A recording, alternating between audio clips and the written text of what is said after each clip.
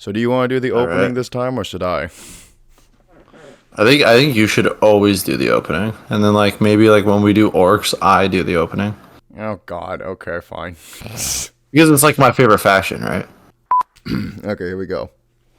You gotta really Get that hoorah it. Oh Slaneshi. my, All Jesus right. Christ! I don't know if I'm turned on or scared. The Slanesh demands. All right. That's who we're talking about today, right? No, fortunately not. Well, sort of, actually. Oh fuck. We'll find out.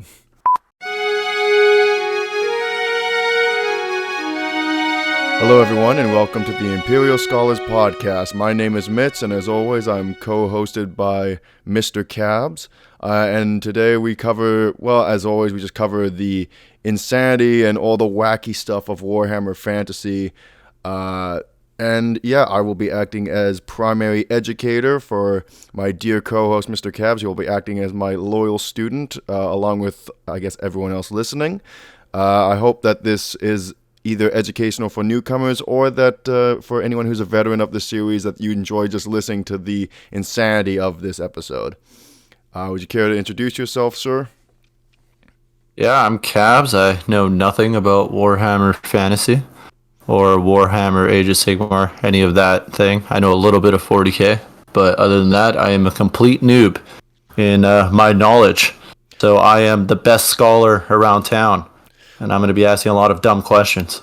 Well, don't And worry, I'm eager to learn. that is exactly my job, is to educate you on this. I'm hoping that I can cover a good range of stuff today, because one thing from last time we did this was the episode, I didn't actually have a lot of reading done regarding it, and so I was going off of a lot of patch notes and videos that I'd watched.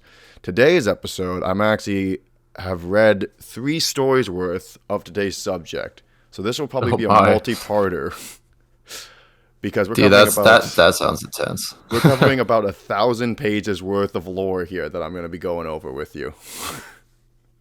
Jeez. You got the Bible of lore just going ham. Pretty much every Warhammer faction has multiple Bibles worth of lore. So today I decided to try to do this in chronological order. So do you remember what happened in last episode we did? Do you remember what we covered? Oh yeah, there was the giant space toad guys, the humans where their uncles turned into beastmen in the woods. There was the elves who had that insane cracked out guy with the cool sword, and he went out and he killed some demons and stuff, and now they're holding up the demons back with using magical powers. All right, so you remember a good chunk of what happened last time. Yeah, so that is the perfect segue is regarding the elves, because that's actually what we're going to be covering, is what is referred to as the Sundering of the Elves, or the Asur. All right, sounds intense. It's a pretty world-altering piece of lore, but unfortunately I find that most YouTube videos tend to cover it as something that just kind of happened in a day or two.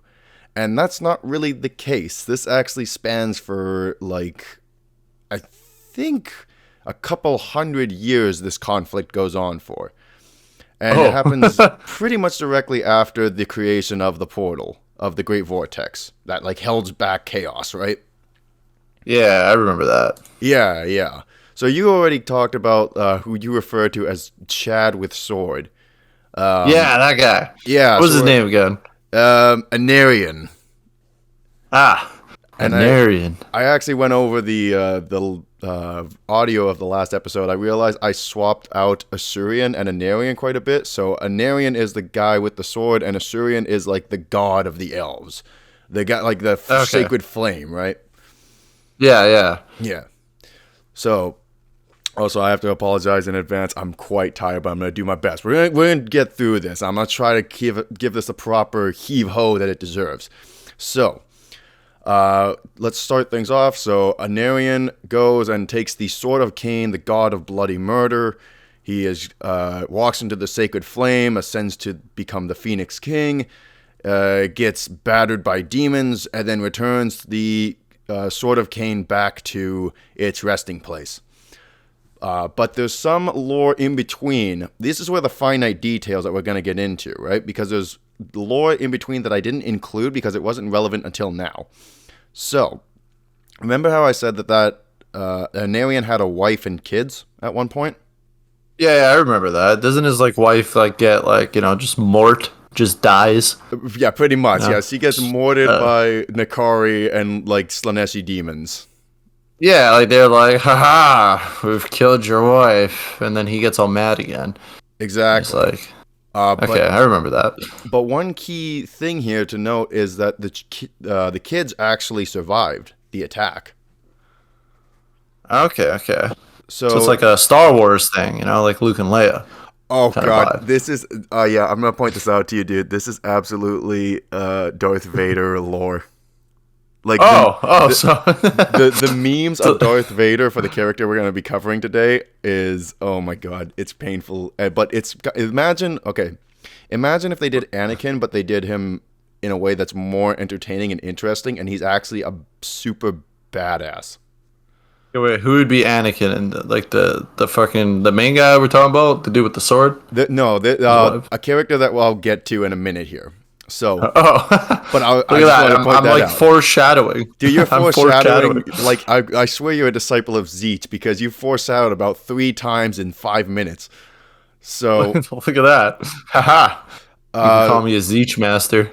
So his wife, I forget her name because she's dead. She's not really important anymore at this point, to be honest. He never comes back or anything, to the best of my understanding.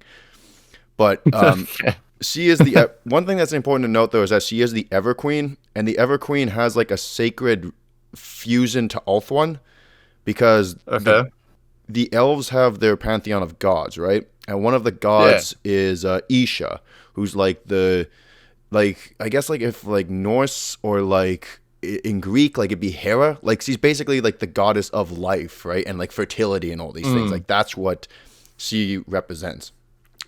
His wife. Yeah, his wife is that. Yeah, that's what the Ever Queen represents often. So okay, but she's not a god per se. She's just got a title and she represents these things. No, it's the same way that he walked into the flame of Asurian, right? And he's become the Phoenix King, right? It's the same kind of idea. It's like someone walked into the flame of Odin and another person walked into the flame of Freya, kind of deal. Think of it that way. Okay, that makes sense. Yeah. So, but she is killed, and so Ulthuan is left without an Ever Queen. But the children survive because they're sent to the Treemen and the Wood Elves, actually. Nice. The Treemen. Yes, so there are Treemen. They sound great. There are Treemen in this world. They are not Ents. Yes, they are the Ents, but they are much more volatile than Ents. So they're angry Ents. They're They're not like the ones in Lord of the Rings where they're like, oh, we will decide what we do in 20 years. It's basically the idea that the forest has been neglected and abused by so many other races for so long that they're just how about you piss right off and get the hell off our property because we're sick of your bullshit. Oh, so they're angry old boys. Oh yeah, they're if you accidentally wander into the forest and you just step into an Ents territory, they're just the hell are you doing? Just punt kick you to the next stratosphere, right? Okay, so they're a senior when they get denied the senior's discount at Denny's. Exactly. Got it. They're old Euro opas. They're old Euro boys. Yeah. I got it. Yeah. So. But anyway, but they're actually pretty fond of the elves. The Treemen were always fond of the elves. Okay, so they have a thing for elves. Yeah, because the elves have a natural connection to magic and nature and all this stuff, right? It's classic Lord of the Rings kind of stuff. Okay, and I'm assuming the elves were they prune the tree men every once in a while. They're we good, man. We take care of the forest for you, kind of vibe. It pretty much. Yeah. They like them. They're taking care of the forest and they're tending to the trees and stuff. That's the wood elves, right? There's wood elves, there's dark elves, and there's high elves. Yeah. So they went to live with the wood elves. So I'm guessing the 2 kids of Flaming Sword Man. They're high elves, yeah. Yes, yeah. Okay, that makes sense. Now they're with wood elves. Do Yeah. do they look different at all? Like, is there like a different appearance between the wood elves and high elves? There's definitely a difference in appearance. Like the high elves are more like it's a high culture sort of mindset, right? And the wood elves are like it's I mean the closest thing is kind of like Skyrim, Mm-hmm. but it's not like they have like yellow eyes or anything. They just have like kind of like the way that their sort of clothing looks and their aesthetic. Okay, like kind of like different color and stuff. Yeah, exactly. So like the high elves have like fine silks, and the wood elves work with the nature's bounty basically to make their clothing and stuff. Okay. Yeah, the high elves are much more industrialist, and they do trades and all these things. Wood elves are isolationists in nature. Okay. Okay. Yeah, so they don't actually want anyone. It's like so long as you don't come in here, we don't into our realm, we don't have a problem. Okay, that makes sense. Yeah. So they're sent over to there to grow up and to survive, and but here's the thing: is that the knowledge of it did not pass on. No one knew what had happened to the kids. So Anarion assumed, oh my word, like my wife and my children are dead. Like all my family is now dead. And so eventually he goes on and actually, while he's fighting to save Ulthuan, he's fighting a Slaaneshi cult. And he kills the cult, saves all the hostages. And amongst them is a elven sorceress by the name of Marathi, who he actually takes as a second wife. Oh, so he has another wife now. Yes, he does. However, one thing that's important to note is that he never really loved this woman. He more just had her there because he wanted the company. And she actually wasn't like she asked him at one point in the lore. It's like no, I just have you around because I'm mega depresso. But she actually So he's just coping. It's copium, yeah. It's absolutely like he has her there for copium. But she provides him with another son, actually, named Malekith. And Malekith... Okay, so Sorry, go on. yeah. No, I was gonna say like so they clap still and stuff. Oh, yeah, exactly. It's a thing of, like, it's like, well, that's a thing. It's like this man's still, fused with the power of Cain, right? So he's having just, like, furious hate sex with this woman. Jesus Christ. It's the only way I can view it. So... Right. But she actually she provides him with an heir, and they name the child Malekith. And Malekith is trained in the ways of the swordplay of Anarion and the sorcery of Marathi, because she's actually an incredible sorceress. Oh wow, so this guy sounds like OP. Yeah, he's pretty much like he was born with cheat codes infused into his bloodline. It's pretty nutty. And so Malekith is basically raised as a prince, and the only known heir of Anarion at the time. And eventually, as you know, Anarion is killed, and the Ulthuan is saved, and they create the vortex. So afterwards, there's a time of peace, right? Mm-hmm. And then all of the princes pretty much immediately are like, okay, the Phoenix King's dead, and we need a new Phoenix King. It's also important to note here that before he died, Anarion said, yo, make sure Marathi never has a position of power. Because he immediately knew that she was like just driven by a power-hungry madness. Okay. And she does not really try to hide it. She immediately, like when it's like, oh, we have a chance to become Phoenix, to bring a new Phoenix King into office. Hey, I dubbed my son Malekith, who I've basically groomed to be like under my thumb. I just like the thought of like them being like in a council and they're like, oh yes, we need, and she just like pushes her son like into the center. It's like, oh, but this guy. Pretty much. I think she actually is the one who promotes him before he even like decides to like even give that idea out to them. I don't think he even like nudges the idea. She's the one who's like, yeah, I think I have an idea for who should be boss. completely non-biased opinion, but Oh. I choose that man over there. No, absolutely not. Let's put the boss's son, my son, into a place of power. That's funny. So, but the thing was that Malekith was actually quite well liked by all of the other princes, because he was the known son of Anarion, and he was an extremely powerful fighter. Like, he was fighting against the demons, actually. So he wasn't just like some mamby-pamby, like, hosspaws. Like, he was fighting alongside Anarion to fight back the demon hordes, and he was also using insane sorcery he learned from his mother. So it was a thing that Malekith was always liked by the other princes, but he was never really like a diplomat. He was a warrior, right? Like, that was what he was raised. That's what he understood. And if your dad... So he was like actually like kind of viable then.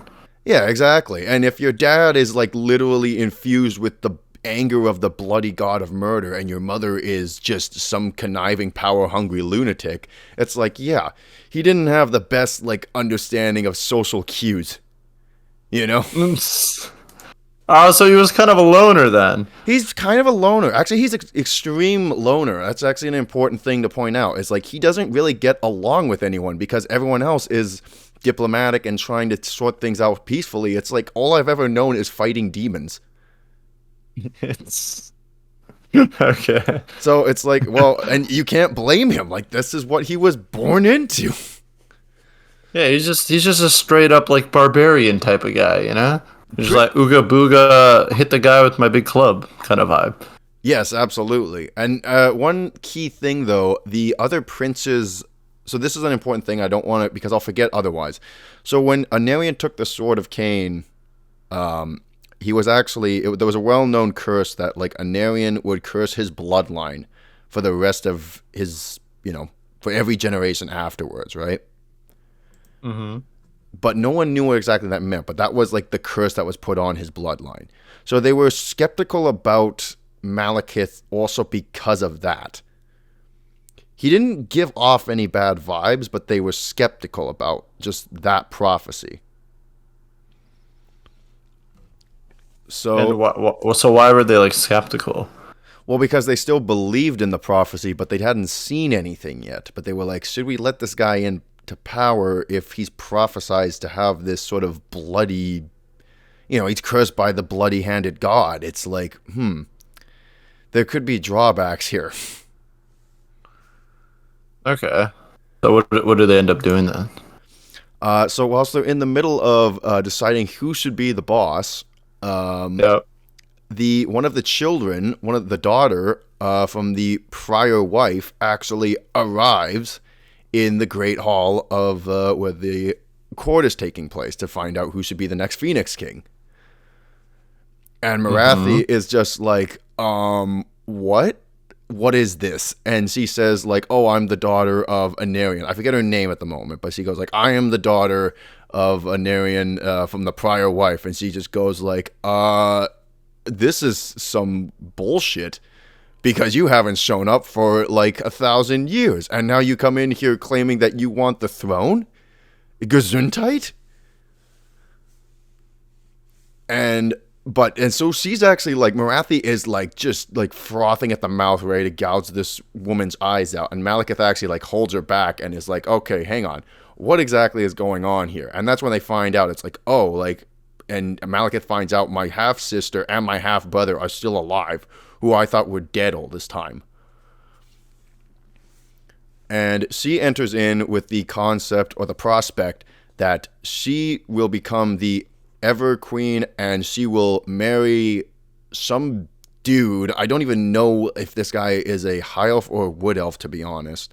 But he's well regarded he was well regarded by Anarion, and his guy's name was Belshazzar. So her idea was, all right, I will become Ever Queen and I will marry Belshazzar, who is I think he's a well-respected prince, was the reason why. And it was like, and we will, that will be the end of it. And it's Morathi's going, you can't just decide this. But so this like woman just comes in and just like, haha. Oh yeah, I will do all this. I like imagine if like someone went on like they just disappeared for like 3 months and then they came back and just be like, I need a promotion. You'd be like, what the hell? Yeah, no, I can see why she's choked. Does she still vouch for her son though? She is still vouching for her son, and she's like basically just ready to gouge this other woman's eyes out. But Malekith actually holds her back, and he totally accepts the notion. He says, Really? I don't see a problem with this. This seems like a great choice. And he is actually the first to bend the knee to Belshazzar and swear his fealty. No way. Yeah. And I'm like, oh, okay. Like reading it, it was like, wow, okay. Surprising. Like that amount of modesty in Warhammer. So This Malekith, guy has like no like ambition then, I'm assuming. he does, but like he's also like, he's not, well, he's not just insane. He's not just some power hungry lunatic. So why does he but doesn't he have every right to the throne as his half sister though? He does, but he just sees it as like, this is a fair choice, and I don't see a problem with this. If this is what everyone else wants, I will swallow my pride and stand aside. Oh, that's pretty honorable. It's pretty noble of him, yeah. Yeah. So this is exactly what occurs. He steps aside and he steps down from the possible position of the throne, and Belshazzar and this other woman, Mary, become Phoenix King and the Ever Queen, and now those roles are filled, and Malekith attends the ceremony along with the other princes. But it is worth noting that after the ceremony, once everyone is clearing out, Malekith is just ever so slightly drawn to the flame of Asurion. He's just slowly reaching his hand out towards it, and he catches himself. But he does catch So the himself. prophecy. The prophecy is like coming true then. Sort of. It's a thing that he realizes his actual ambitions at this point, once it's too late, right? He sees it's like there is more ambition in him than he wants, or than he admitted at first. I see. So like he kind of walks out and then he gets like drawn to it and he's like, ah, fuck, I kind of fucked up. Exactly. He's like, maybe I did want the promotion. Maybe he's like, screw this random wood elf lady. Yeah, exactly. It's like she hasn't been around for like 100 years. Like, what have I done? Who's this? She smells like poo, man. Like, yeah, exactly. I'm like, she smells like just pig shit. Like, what is this? Where does she come from? And some random other dude. So does his brother come too? His brother's there? no, his brother actually stays behind and remains with the Wood Okay. Elves. Yeah. So Belshazzar. So his brother couldn't be bothered. No. So Belshazzar is now like the focus of like what we need to keep in mind, right? Because this is a major character. This is now like the Phoenix King after Asurion. This is only the second Phoenix King. And okay. And that guy just becomes the Phoenix King just because he's marrying that woman, right? Pretty much, yes. And he's elected by the other elves, right? Like the other council members. Yeah, I see. Mm-hmm. Well, because they're gonna get married and stuff, right? Yeah, it's just like part of the ceremony. It's part of like the Phoenix King marries the Ever Queen and they have a child. It's part of just the tradition. Yeah, okay. So, anyway, so the marriage takes place and they have a new Phoenix King and Ever Queen. And Malekith at this point is kind of looking at everything, and it's worth pointing out that, like, so on a map, Anarion was from Nagaroth, or Nagarith, sorry. And the Nagarith folk, like, it's kind of like the province of Ulthuan, the big island that they reside on. The Nagarith people were always known for their warfare and sort of just, like, that like, drive, right? Like, they were, like, the warrior folk of the elves. They were never like shunned, but they had a dark broodiness about them. That makes sense because like his son is like, one of his sons is basically like a warrior dude, right? Yeah, exactly. Yeah, and he's just like, oh, you don't need to know anything else in life, but just how to swing this sword. But that's what all the people were like there too. Like that was just kind of the culture. Okay, so there's like kind of like warrior kind of elves. That's kind of cool. Mm-hmm. But one thing that Malekith noticed right off the bat was that he was kind of getting micromanaged by Belshazzar a lot.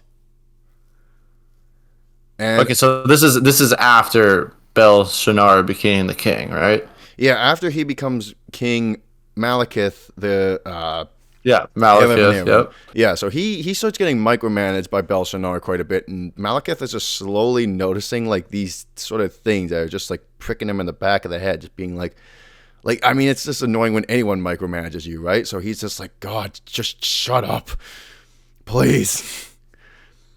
So he was Why just is he getting. getting micromanaged though? I don't know. Like Belshazzar, like okay, that's one thing I hate. I loved reading the book The Sundering, but it Yeah. did a horrible job of like not like I was read the entire time I was reading it. I was just thinking like Belshazzar is such a prick because he keeps micromanaging Malekith and just keeps like doing shit that Malekith just keeps going like, yeah, no shit, or just being like, of course I'm gonna do that, right? You don't need to Is tell me is it these because things. he's like is it because he's like scared of him? Maybe like, he's like, oh, this guy's gonna come for my position or something. I think it was just his personality, honestly. Well, and the other thing was Really? that Malekith was like in fealty to him as like one of his number one guys, so he's always dealing with them. But yeah, it was just like he just kept micromanaging random crap. That was just like, ugh. All right. Okay, so clearly he gets on Malekith's nerves then, right? Yeah, like right off the bat. And it gets on my nerves reading it, honestly. It's hard not to feel empathy for Malekith at this point, like just reading how Belshazzar is just treating him for no reason. I'm guessing Malekith is the Darth Vader character you were describing like 20 minutes ago. I mean, I'm not gonna spoil anything, but we'll just see where Alright. this goes. I, I just kind of lined it up a little bit, you know. Yeah, the pieces are coming together for you real quick. It's like Uh, this is some Sam Jackson sort of commentary on performance going on right now. yeah. Like Mace Windu, how can you not be given the rank of master? But anyway, so Malekith is kind of just getting micromanaged by all this, and also one thing is that he's getting really bored because there's an era of peace now on Ulthuan, hmm and he's going like, "What are we doing? Like, we're just not doing anything. We're not advancing ourselves." So eventually, he decides to follow in his father's footsteps, and he just starts sailing around to just sort of discover new lands, to just voyage out and discover new lands and create trade posts. Okay. So, because there was a thing was that like trade was like still like the elves were still traveling around and creating outposts and stuff, but they weren't like expanding like into like different countries or anything. It's just like here or there was a random outpost for them, right? hmm So Malekith decides, you know what, let's just go out and expand because this is what my father would want, and this is what we need to do to further our people. So he sails off to I don't even know where he sails off to. I think he sails off to the old world, if I'm not mistaken. And I won't get into details with that. But point is, he sails off, and he comes onto the shoreline, and there's an elven outpost. So he sails off, by the way, it's worth pointing out, he sails off with a bunch of other Nagarothi soldiers, right? Like, he's going for trade, but he's still like, I'm going out into the world of Warhammer. I'm bringing an army with me to back me Yeah, up. just in case. Just Yeah, in case. exactly. It's like he knows there's beastmen, he knows there's orcs. It's like I'm not an idiot, you know? Yeah, he ain't trying to get himself killed. No, exactly. So he goes off with his army, and they're sailing off, and they land at an elven outpost, like a high elf outpost, and they go in, and they go like, it's just like so quiet here. Like, what is happening?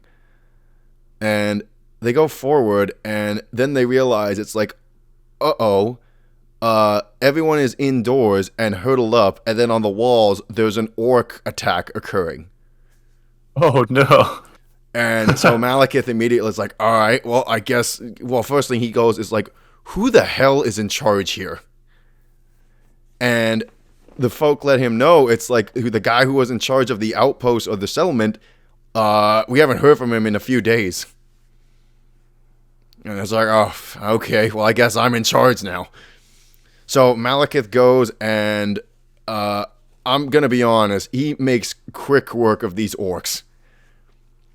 Because this man is infused with the power of God and anime. Because there's a point reading it where he literally lunges into the air off of the barrack walls and sprouts wings of magical flame and then just slams into a small armada of orcs and just creates like a small blast around him. So this man's literally doing like Dragon Ball moves. So he's just a beast then. Yeah, he's literally just infusing himself with anime, and eventually he finds the big boss of the orcs, and he just swiftly like cuts off his head, and they all run away. Because they see that, and they're like, yeah, the boss is dead, we's out.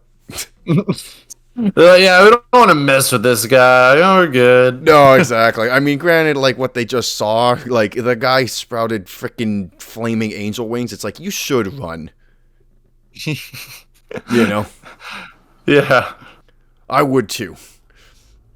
But so eventually he goes and he's like, okay, like, so he goes back to the town that he just saved now that the orcs have run away, and he actually gets some followers from this at this point, because it's like, you just saved my life, I am at your fealty now. Right? There's a few warriors who are just like so entranced by his majesty and his sheer abilities that they just immediately become followers of his. Mm-hmm. But at the same time, Malekith is like, we need to go and find what happened to your old ruler. Because something about this ain't right.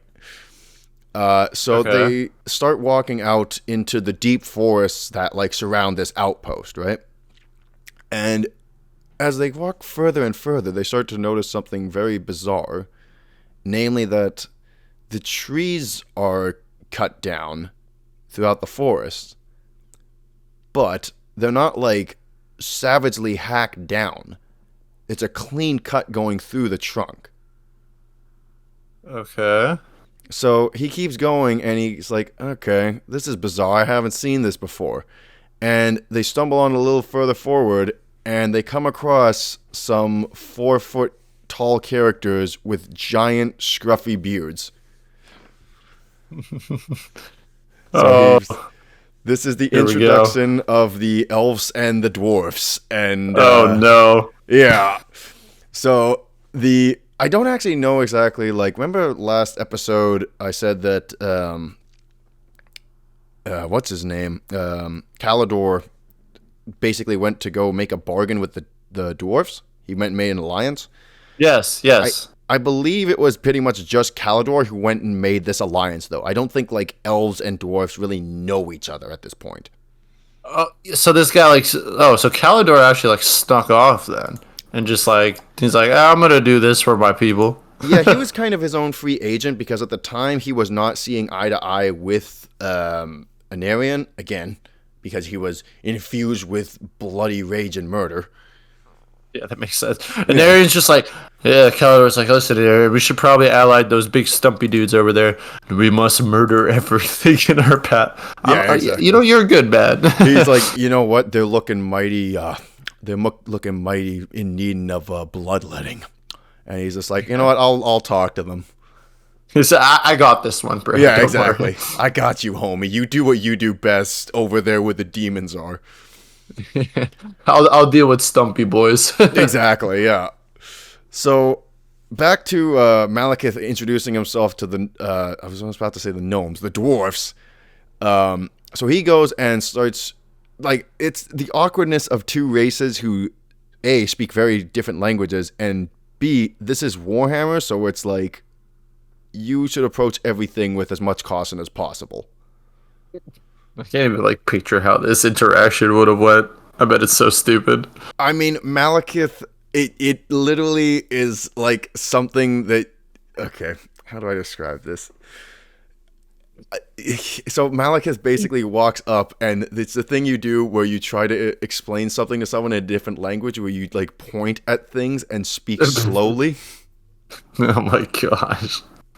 So it's like, me, Malekith, and just pointing at his chest, and the dwarf is doing the same thing and going like, I forget the dwarf's name, it's like Grumbrill or something, and he just points at him, he just goes like, just points at Malekith, goes Malekith, points at himself, goes Grumbrill.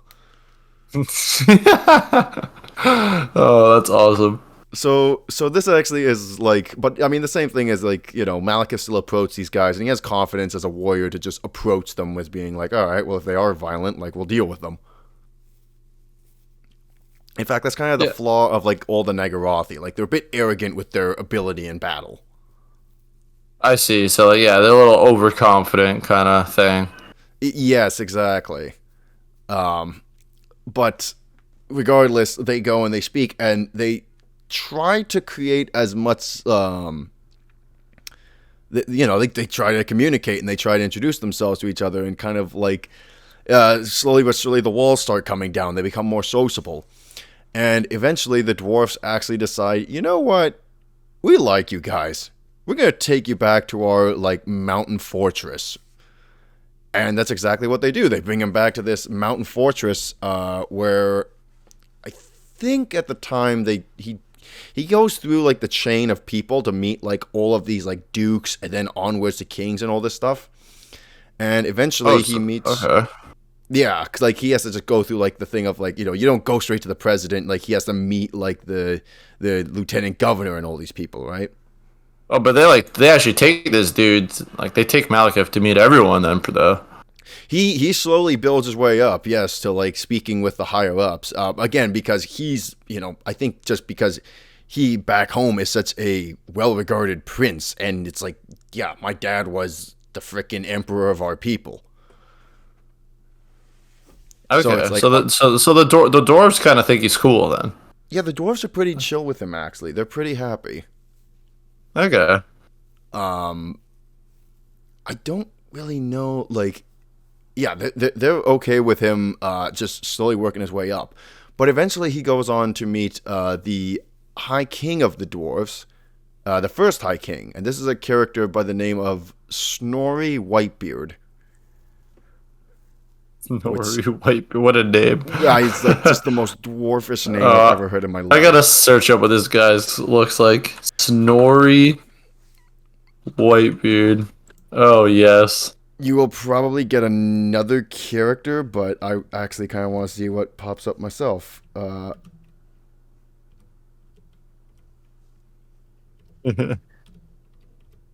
this guy looks awesome.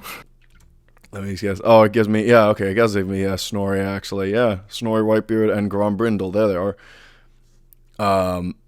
Yeah, so he actually goes and talks to Snorri Whitebeard, and at that point, Malekith actually sees, oddly enough, that there is an elf along with Snorri. Oh, what? Yeah. He's got a little elf friend? Well, this elf is the boss of the town that was left behind. Oh. Yeah. So he actually kind of deserted the outpost. Oh. And I'm assuming that pisses him off. Yeah, Malekith is none too happy about this. But it's important to note that at this point, he's good friends with Snorri, so it's not like he can just do anything to him at the moment. So he just kind of, shrugs it off and just goes like, we'll discuss this later. But Snorri and Malekith eventually just start chatting off and eventually just become good buds. And eventually they sup together. And that's an awkward scene for the elves to witness. Because it's the elves who are used to fine wines and elegant fruits and, fine meats, like thin cutlets. And here come the dwarfs that are just like, whole pigs and like blocks of cheese, hearty bread. And then they down it all with a pint of beer and a smoking pipe. So it's a thing of like slowly the cultures are kind of seeing each other. And then there's a scene where like the dwarfs are trying elven wine and they're like downing it. And they're like, we don't get it. It's like, no, you're supposed to savor the flavor. And then eventually like the dwarf is like gargling the wine, right? It's just like sort of like this goes on for like quite a few pages where they're just slowly getting to know each other. But eventually Malekith actually makes a toast amongst Snorri and the other dwarfs, and along with his Nagarothi soldiers who are there. But mind you, at this point, it's just Snorri, his dwarfs, and Malekith and his Nagarothi. So the only people who understand this toast is Malekith and his folk. And the toast is so stupid. Well, the toast is basically, let this be a moment to commemorate the union of our people, and let it be known that should you and your what's the term he uses? Like, basically, like, should you and your barbaric kin ever choose to do anything to thwart our plans or turn against us, that we will slaughter each and every one of you. And he says this sort of jokingly, because at this time he just saw them as barbaric creatures, and some of the Nagarothi are like, oh my god. But the thing was that because the dwarves did not understand it, they all raise their glasses and drink in salute. That's so funny. It's probably one of my favorite scenes of the Sundering period. That's actually hilarious. Yes, I will murder you if you ever cross me. And the dwarves just look at you. Yeah. Yeah, it's that scene from Knight's Tale. It actually is. It actually is the scene from Knight's Tale. That's so funny. Yeah. Oh man, that's awesome. And eventually, like, during this scene, that elf that I spoke of earlier walks off, and he is talking with one of Malekith's sort of new followers, right? Mm-hmm. The guy who abandoned his outpost, like, he's walking with one of Malekith's new followers. And at that point, the new follower of Malekith comes up behind him and stabs him in the back with a dagger and says, Prince Malekith has never been known for his ability to forgive. And just throws him off a cliff, never to be seen again. Whoa. So, what? It's important to note that, like, this is one aspect of Malekith, even when he's a pretty decent guy, is that, like, he is not merciful. Okay. I mean, ultimately, it's like, so long as you serve him well enough, it's like you're fine. But yeah, if you're cowarding out like this, because it's like what he did, especially for the Nagarothi, is like unforgivable. So eventually, Malekith is just spending time getting to know the dwarven culture and all of this stuff, and becoming actually really good friends with Snorri Whitebeard at this point, because like it's like, oh, you're a high prince, I'm the high king, we should get to know each other better. And especially because it's like two warriors, right? Like, they're just bonding over just warfare. So yeah, I like to chop off the dude's head with this angle of my axe.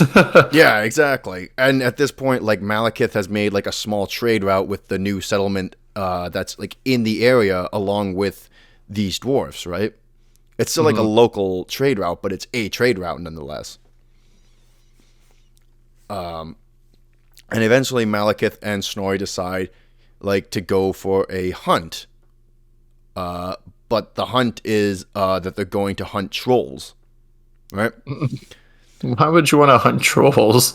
Well, it's just this thing of, like, they're causing ruckus, they're, like, eating our flock, they're stomping our crops, we need to go deal with this, right? Mm-hmm. So it's not just them two who are going to deal with this problem, though. Like, they're still sending, like, forces with them. Oh, okay. I thought it was just literally those two. No. It's a great Sunday morning. Let's go kill some trolls. No, it's a thing of, like, yeah, they're bringing a small force to go and deal with this thing, or what they assume to be trolls. So they go wandering. Yeah, they go wandering off to kind of like follow the tracks, and this is the point where they realize that it's actually like a small herd of beastmen. Yes, the beastmen. Yeah, the vile ones, the children of chaos.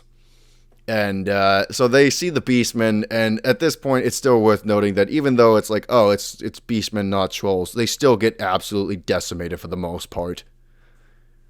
Like the beastmen get absolutely decimated. Oh, okay, yeah. I was like, they got decimated? No, sorry. The beastmen get decimated, except for like at one point, like a shaman does something, and Malekith sees it, and he's like, oh, okay, and then just like, I think he just like immediately eviscerates him. But at this point, it's important to note that another problem arises immediately after they're fighting the beastmen, and something emerges out of the woods. And as it approaches, the ground is trembling and shaking. And out of the woods emerges a dragon ogre Shaggoth. Yo, what is that? So remember the dragon ogres that we talked about? Dragon ogres. I do remember talking about it. I don't remember what they look like, though. They were those weird centaur-looking things. Oh, yeah, these things. Yeah, I remember these. Okay. So, and this guy was a named character, so I'm assuming he's kind of a badass. Well, the thing is that there's dragon ogres that are probably around, like, 15 feet tall. Okay. Shaggoths are basically, like, what do you get when a dragon ogre has lived for, like, centuries? And, like, how big they get. Oh, no. So, for reference, there's a dragon ogre Shaggoth named Kolek, who's like a named character and one of the big bads, right? And apparently, he is said to be so large that he stands above like the city walls, like Attack on Titan style. Jeez. So, like, this thing is not that big, but an idea of like what to compare this to. Like, this is a big monster coming through. And like what they can become. Yeah, exactly. Like the size they can reach, right?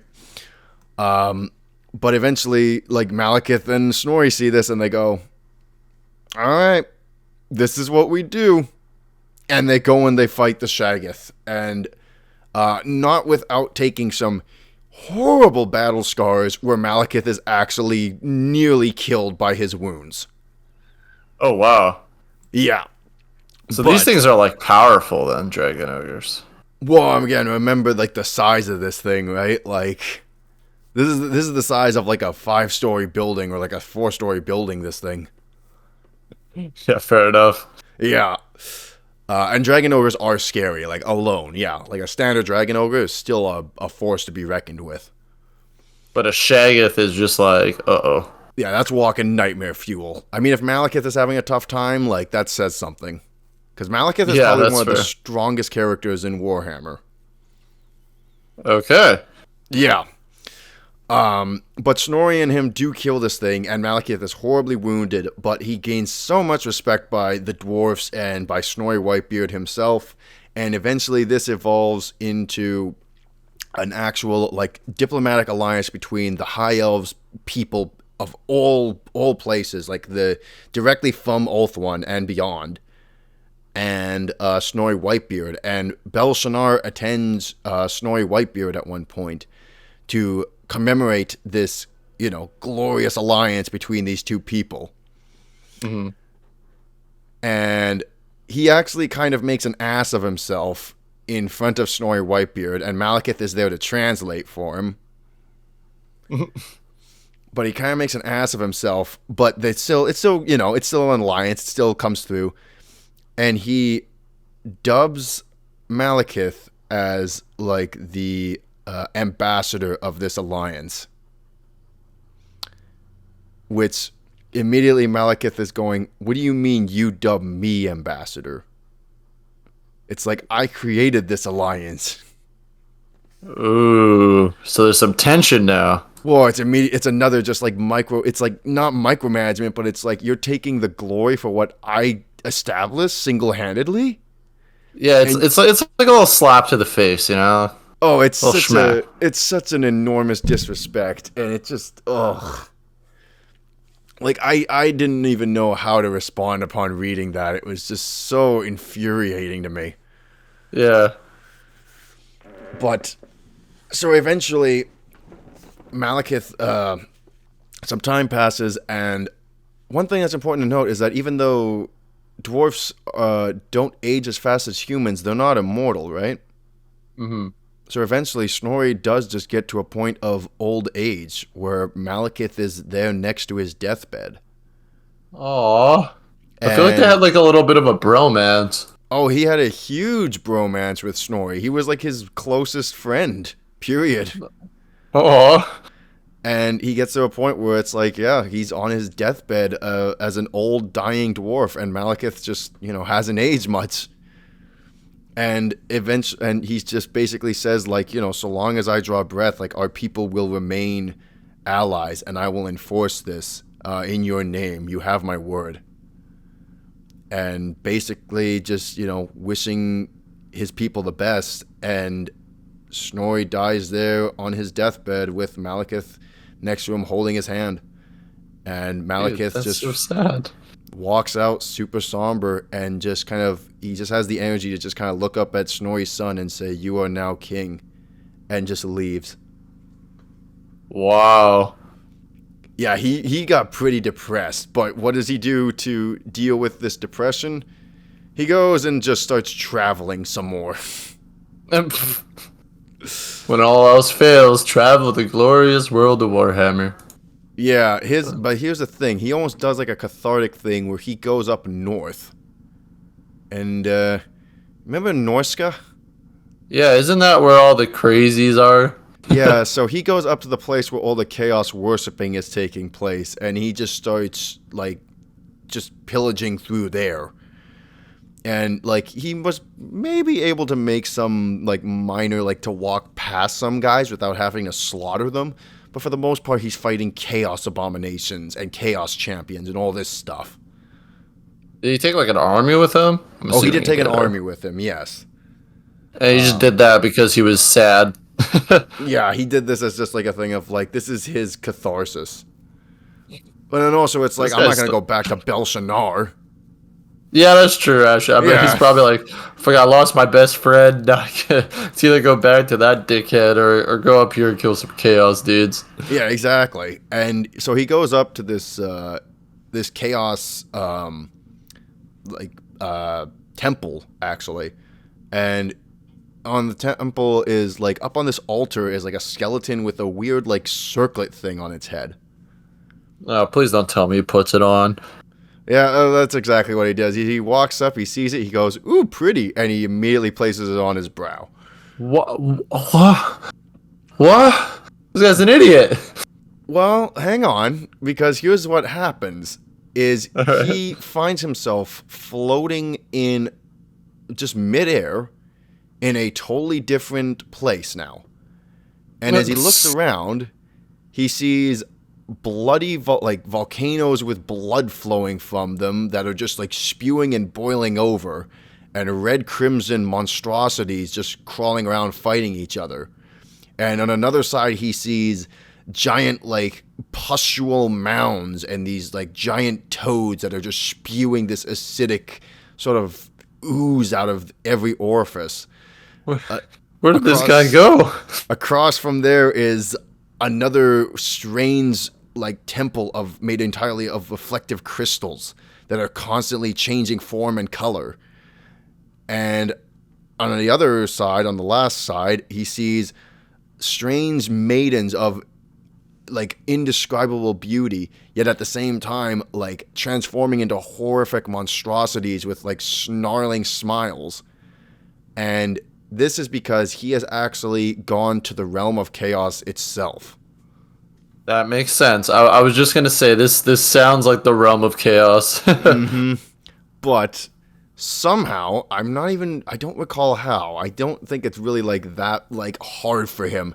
He just kind of wills himself out of it. He gets the attention of the chaos gods, and they're kind of just like, "What the hell is happening?" And then they're like, "Where did this guy come from?" Yeah, and then immediately, like as soon as he arrives, he's just gone, and he comes back to the natural realm, and he says, "I have stared into the eyes of the chaos gods themselves, and they cannot do anything to me." Yo, that's pretty metal, dude. It's metal as hell, yeah. And this circlet actually tremendously enhances his magical abilities. So it was a good thing. It was a good thing, actually, yes, because again, it is like linked to the realm of chaos. So he's just like spewing direct energy straight from the realm of chaos. It's like, you're now mine. Yeah, this this guy just becomes more badass and badass the more you talk about him. He's a super cool character. Unfortunately, he's kind of a dick. Yeah. Like, the thing is that he's kind of a dick, but he's not a horrible monster. Like, and like he keeps getting poked and prodded by just like random, like, just garbage. I'm assuming something tragic happens to him. I mean, he's already had tragedy in his life, but you know. But I feel like something big's gonna happen to this character. It's Warhammer. Yeah, that's true. Well, at one point so it's worth pointing out that Malekith and Morathi have a very disturbing relationship because she has basically created Malekith as her pawn. She's groomed him, right? She's groomed him and gaslit him since his birth, and just manipulated him as a form of her obtaining power. But it's still a thing of he still sees her as his mother, and he still treats her well. Because obviously he's been like emotionally abused to this point. Does he know he's been like emotionally abused though? Not really, no. Because again, Morathi is that just like manipulative and like conniving, right? She's just power hungry 24/7. It is worth, yeah, I'll get on with that like a little bit more. But eventually, he goes with his mother to the Blighted Isle where Anarion had the Sword of Cain. And eventually he just kind of steps up to the altar. He's just drawn to it for some weird reason. And he steps up towards where the sword is laying. And he slowly just kneels over and just picks it up by the hilt. And at that moment, he has an awful vision of just pure nightmare fuel. Of him standing over the burning remnants of Ulthuan, all of its people slaughtered. Those who aren't slaughtered are being horribly tortured and maimed by Cainite worshippers, and everything is just ashen and dark. And he immediately puts down the sword and flees back to the boat and is just traumatized by that vision. And is like, I will not allow that to become a reality. But yeah, that's actually, he actually is not like down with that at all. He just sees that vision. He's like, no, I'm not allowing this to become a thing. But he does see that, and it scares the hell out of him. Okay.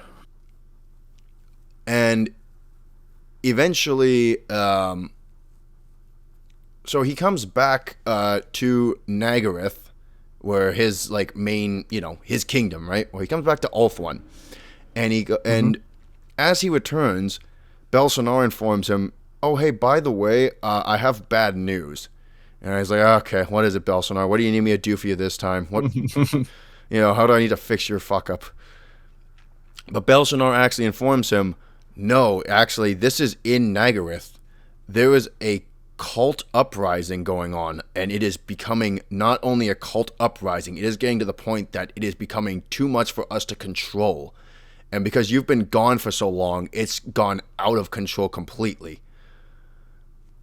Like, you've been gone for like hundreds of years voyaging, and this cult has only risen in power to the point that it's like a secondary government now. And this is not just like some fun time cult. This is a cult that worships the dark gods, the Suethai. So these are gods that it's the gods that the High Elves do not worship. They exist, but they do not worship them because of what they represent. These aren't chaos gods, though. No, they're not. So okay, but it's like bad elf gods. Well, remember, okay, so Cain is one of the gods of, he's the god of bloody murder, right? So yeah, an interesting thing is that the gods actually have their own lore. And if you know Cain's lore, Cain is an enormous dick. We need to do an episode of the gods lore, I think. We will eventually. I'll put it to you this way. At one point, he like chains up his brother Vol, another god, and like forces him to make him armor. And he's like, "You're not going anywhere until we get this done." I mean, that's one way to do it. Yeah, exactly. So like, there's just like these gods that like have like negative personality, and they represent like basically negative aspects of elven kind, right? Okay, yeah. So I'm guessing these would be like gods that maybe like dark elves worship or something. Yeah, man. Call this just call this man Zechian because he's just staring into the warp, and it is just feeding him. Dude, I put on the circlet. You know what I mean? Yeah, exactly. You put on that circlet, and you've looked into the eyes of Zeech, and they cannot harm you.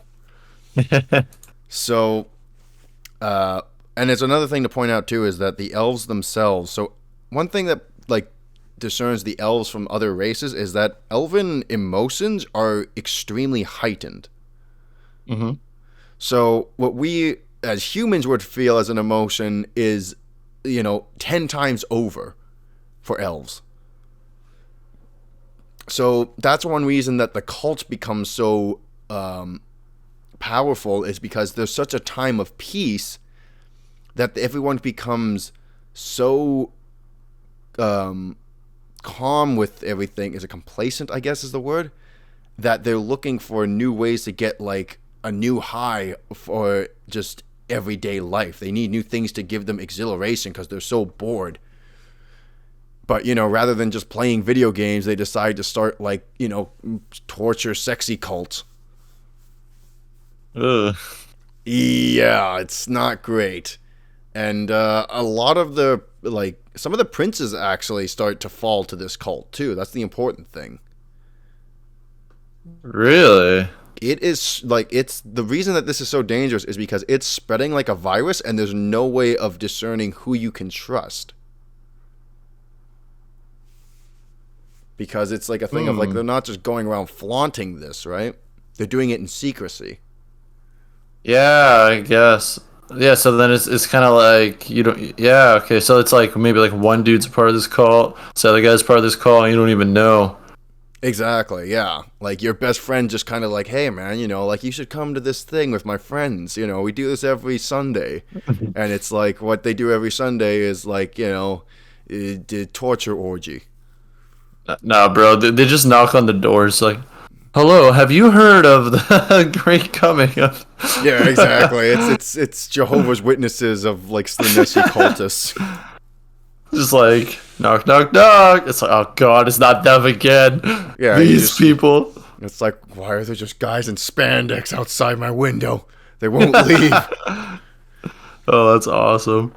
But this is actually, like, jokes aside, this is causing a real problem for all of the elves, right? And Malekith, in specific, Nagaryth is the headquarters of where this is taking place. And Malekith is like, God damn it, alright, I guess I'll deal with it. And you want to guess what Belshazzar does? What does he do? He goes, yes, Malekith, you go and deal with that, because I dub you as the general to take back Nagaryth. Your home kingdom. He's like, yeah? No shit. Of course I'm gonna go and take it back. It's my kingdom. But once again, it's just this thing of Belshazzar just can't not take credit for this. This guy. He is such a tool, like, to the nth degree. How does he, Malkadar just, like, stand up for this, dude? He didn't... I mean... I'm just waiting for the point where he snaps. I know it's coming. You know it's coming. I mean, I'm amazed it hasn't happened, right? Like, most of us would have already killed him. That's what I'm saying, right? Yeah. So, Malekith eventually does go and fight with the cults. He's going around scouring Nagaryth, and finally he's just like, he gets to like this big battle where it's like he sees like all the cultists, and he sees this giant castle that's, holding this some high priestess of the cult who's controlling them. And he decides, like, all right, we're going to go and siege this and take it back because this is my house, god damn it. And so he charges in, he sieges the place successfully, he gets to the roof where the sorceress is, and as he gets to the roof and sees the sorceress, she's wearing a mask, and as she takes off her mask, it's revealed to be Morathi. Really? So Morathi was behind it was Old Man Jenkins all along. But yeah, no, this is a huge betrayal to Malekith that, like, you know, his own mother has been controlling these cults and he's been going around scouring. But why did she do that? Did she, like, fall to them or something? Well, here was the thing, was that Morathi all along, even when she was with Anarion, was secretly a Slaneshi worshipper. No way. So this has actually been like a thing of, even though it's like, oh yes, we will worship these dark gods of the Elven pantheon, she is actually a Slanesh worshipper to the teeth. And has made like dark pacts with the gods to get like dark magical abilities. No way, dude. So Malekith eventually goes into a sorceress fight with Morathi. However, Morathi is still, even though as strong as Malekith is, he's not as strong as Morathi. And so he's holding his own. It's this thing of like a force fight going on right now, right? Where they're just monologuing to each other. And at one point, Morathi is saying, like, what is it that you truly want? And don't deceive me any more than you're deceiving yourself. And Malekith at that point admits, I want to be the Phoenix King. More than anything. And ooh. Morathi at that point goes, alright, in that case, I have a plan.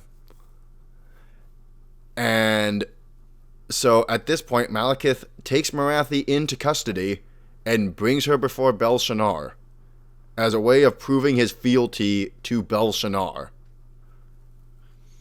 And the one thing that he does request is that Bel-Shanaar leaves his mother alive. And okay. Bel-Shanaar does accept this. He goes, you know what, because you've done so much for this realm and for me and these people, I will accept your request. And Malekith is like, all right, like, thank you kindly. You know, I appreciate it. And he's given free time to go and speak with Morathi in private and just walk around the courtyard. But she's still, like, being watched on all ends. But it's like, oh, Malekith is with her, so it's fine. You know, if she tries to do anything, he'll just kill her right then and there. Mm-hmm. But Morathi informs him, I have my agents ready. I will let you know, like, when the time comes. And eventually, one night, Malekith goes and visits Bel-Shanaar, and he brings him a nightcap of wine. So, but I'll just put it, I'll put it this way. There's an assassin that he spoke with not long before, and he asks, will this bring him any pain? The assassin answers, no, it'll be painless. Malekith's response is, a shame. And he walks in to to Bel-Shanaar's chambers. And this scene is unironically hilarious to me. I think it was supposed to be really dramatic, but it was so funny to read. Because he keeps insisting to Bel-Shanaar as they're just discussing, like, what do we do moving forward with the cults and everything. Because they still exist, right? Mm-hmm. It's like, yeah, you've cut the head off the serpent, but we still need to go and deal with what's left. And so as they're talking, Bel-Shanaar keeps, like, going over to the drink. And Malekith goes, you know, it's a really good flavor. You should really just give it a little sip. Just give it a little tester. And he goes, yeah, you know, I'll try it in a little bit. And then eventually I think he just goes like, yeah, you know what, I'm really not that thirsty. You can take this back. And at that point, Malekith is so infuriated. He goes, all right, fuck this. And he just shoves the drink down his throat. So you just try to poison him, but it just failed so hard that it just forces him to drink it. Yeah, exactly. He's trying to do like some D&D things, but he keeps rolling ones, so eventually he just uses brute force and he just like shoves the drink down his throat. And Belsonar is like, "What the hell are you doing?" And That's hilarious. Malekith just looks at him with a smile on his face, just being like, "Long live the king," as he just slowly just, vomits to death. And, yeah, so that's the point where Malekith finally snaps and kills the Phoenix King. Oh, dude. It was coming. We all knew it was coming. We all knew it was coming, and here's the thing. I don't really blame Malekith, like, at all. Yeah, I don't either, honestly. I kind of feel bad for him. He's been goofed. Yeah, he's just been goofed, like, 24/7, and he's done all the hard work. He's done all the heavy lifting. Yeah, he's just a tragedy, honestly. Yeah, pretty much. So eventually, Malekith calls for a council amongst the other elves at the Isle of the Sacred Flame, and where the Flame of Asurion is itself, right? And he walks in, and all the other princes are like, "What the hell is this? Like, why are we having a meeting?" And Malekith walks in, and he just drops Belshanar's cloak on the table, and he goes, "He was a goddamn traitor." And none of the other elven princes are buying it. They're like, "What do you mean? We knew him. We were with him. I don't believe this for a minute." Which is a bit weird because other princes have been, corrupted by this. But they're like, "No, he's too virtuous, allegedly." Shown in words, not in actions, that he's virtuous. But immediately Malekith goes, "All right, point is, we need a new person in charge." And they all just look at him and go, "So I'm assuming that you would elect yourself?" And he kind of just shrugs. He goes, "Yeah, I mean, I don't want to put words in your mouth, but yeah, I think I'm the best candidate for the job." And but at one point they notice, they go, "Malekith, why do you have guards at the door? And why do you have your sword in here? This is a sacred place. We don't bring our weapons in." And Malekith goes, "That's an excellent question. Let me answer it." And he immediately sends in the armed guards to basically just slaughter the other princes who refuse to acknowledge him as Phoenix King. Oh, he did like a military coup. He did a coup, exactly. It's like, well, if you won't have me, then I'll just take it by force. Oh my. And at this point, he walks towards the sacred flame, and there is one thing, though, is that there's a priest there who says, "Dear God, don't walk into that. We've not blessed you. We haven't prepped you for this. There's a whole ceremony that has to take place for this to turn out correctly." And Malekith looks at the priest, who's on his knees begging him not to do this, and says, "My time listening to priests is over," and immediately just like kicks him out of the way. And this scene, once again, is unintentionally hilarious to me. Because you want to guess what happens? Does he just go up in flames and dies? Because that would be hilarious. He walks into the sacred flame, and rather than being blessed as Asurion, his father before, or Anarion, his father before him, he is just burnt to a crisp by the brutality of the god's wrath in a flaming just misery. And it burns away at his armor, burns away at his flesh and hair, and just leaves him as a smoking, just Shin's s'more of a character. And that was the last we heard about. And he throws himself out of the holy flame and is just on the ground. And also, it's worth pointing out that when he does this, there's a small explosion that shatters the shrine that they're in. Oh my god, that's how he dies. And I think that is where I will leave it for now, because this will be a multi-parter, as I said before, and we're already an hour over. We're already an hour into this. Yeah, we've been rambling about Malekith, but you just have to keep going. Like that's a good end, actually. It's a good cliffhanger of like, where do we go from here? I mean, anyone who knows the Sundering knows what happens next, but like, this is I don't. Does he die? Like, what happens to this man? We'll find out next episode. I can see why you said he's Anakin. Is he's left like looking like a bald prune avocado? Yeah, and he literally just, well, it's literally just him for the entire book saying he's jealous. He's holding me back. Oh my gosh. And then, yeah, by the end of it, he becomes a s'more. Oh, that's awesome. Oh man, what a great episode. Do you have any questions right off the bat? I mean, we'll cover more in the future, but I'm just curious if you have anything that I might have like left open for interpretation. No, honestly, like you did a good job. I'm still kind of curious what happened. Like, so what was his stepsister and stepbrother doing the whole time throughout like this past 100 years? Were they just like chilling out? They were literally just living amongst the wood elves, like not peacefully. Because, mind you, like, chaos was still a problem. But they were just kept in solitude. Even his stepsister, who became the queen. Yeah, the entire time they were just being, like, taken care of by the wood elves.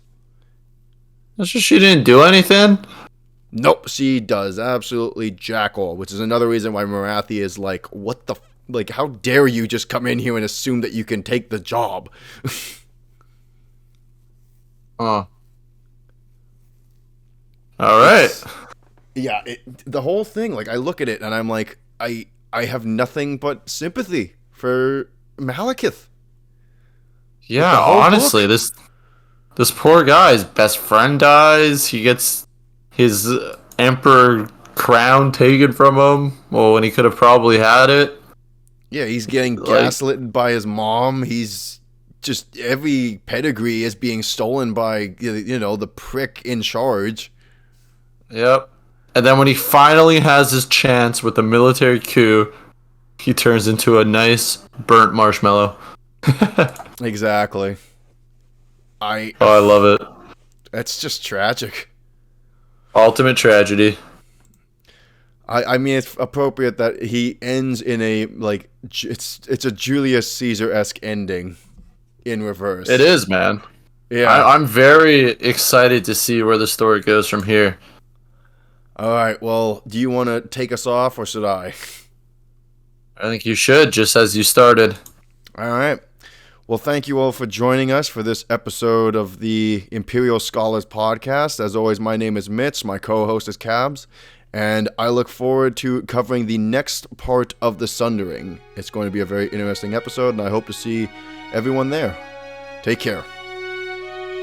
Bye.